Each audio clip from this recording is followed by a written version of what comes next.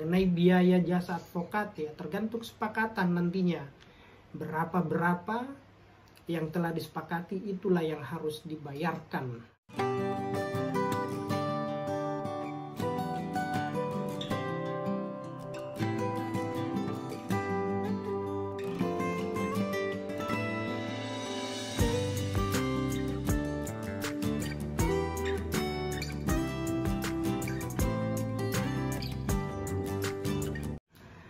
Halo teman-teman, kita lanjut lagi di channel YouTube Isram Law. Nah, pada kesempatan ini saya mau bahas mengenai biaya perceraian ya. Berapa biaya perceraian yang perlu dikeluarkan dalam proses perceraian.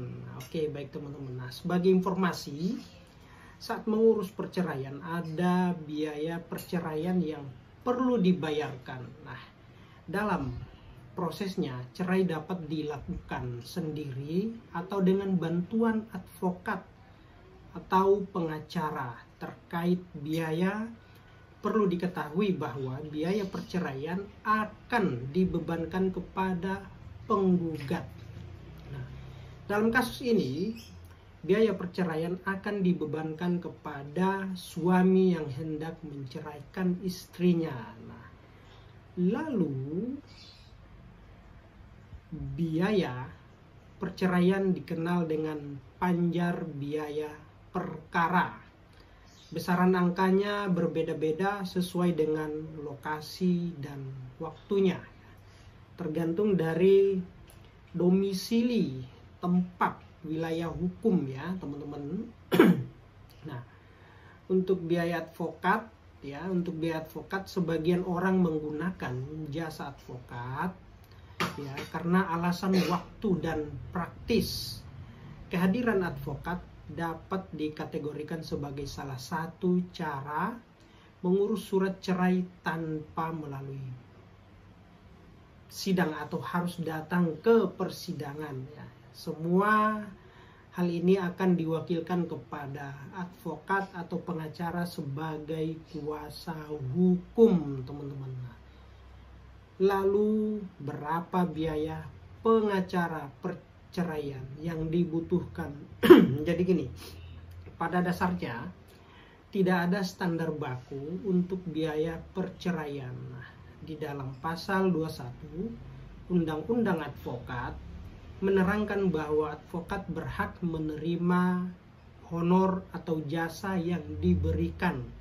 Akan tetapi tidak ada harga pasti mengenai honor seorang advokat. Jumlah yang ditentukan berdasarkan persetujuan kedua belah pihak ya, antara klien dengan pengacaranya nanti. Nah, namun umumnya pengacara atau advokat menawarkan biaya perceraian dengan dua skema pembayaran, yaitu dengan cara lump sum atau pembayaran secara tunai atau hourly basis dihitung per jam. Nah, tinggal klien menentukan skema mana yang cocok dengan kemampuan dan kebutuhannya, teman-teman. Seperti itu.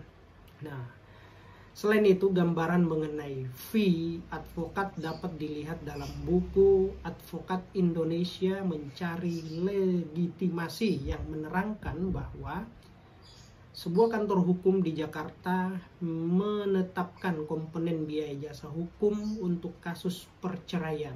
Nah, seperti ada honorarium advokat, biaya transport, biaya akomodasi, biaya perkara, biaya sidang, biaya kemenangan perkara atau success fee yang besarnya antara mulai dari 5% sampai 20%. Nah, itu ya teman-teman ya.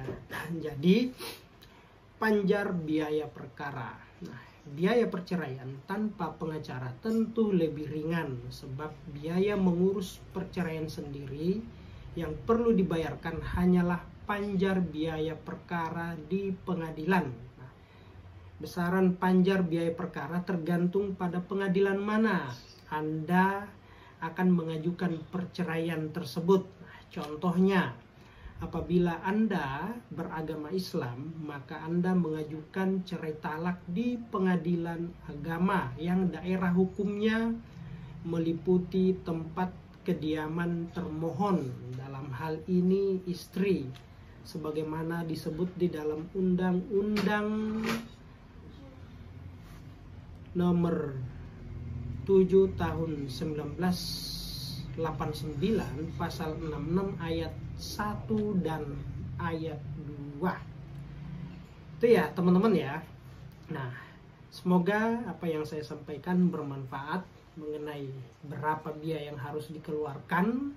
Nah, itu ya tergantung mau menggunakan jasa advokat atau tidak. Yang jelasnya ada biaya real yang harus dikeluarkan, yaitu biaya panjar, biaya perkara. Nah, tergantung jarak dan waktu atau tergantung dari daerah mana asalnya. Nah, mengenai biaya jasa advokat ya tergantung kesepakatan nantinya. Berapa yang telah disepakati itulah yang harus dibayarkan. Nah, oke teman-teman. Demikian. Assalamualaikum warahmatullahi wabarakatuh.